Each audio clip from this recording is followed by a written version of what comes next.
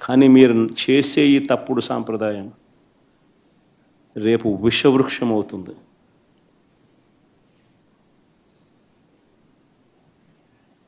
నేను చెప్పినా కూడా మా వాళ్ళు రేపు పొద్దున వినే పరిస్థితి ఉండదు.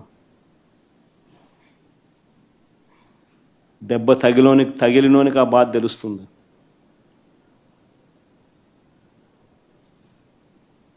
చంద్రబాబు, ఇప్పుడైనా మేలుకో,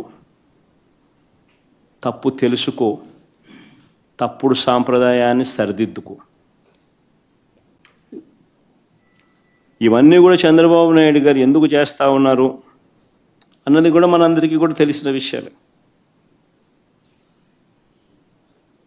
సూపర్ 6, సూపర్ 7లు అని ఆయన అన్నాడు. వీటి అమలు గురించి ఎవరు అడగకూడదు.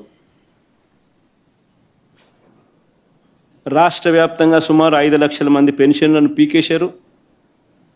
5 లక్షల మంది పెన్షన్లను పీకేశారు రాష్ట్ర వ్యాప్తంగా. దాని గురించి ఎవరు మాట్లాడకూడదు.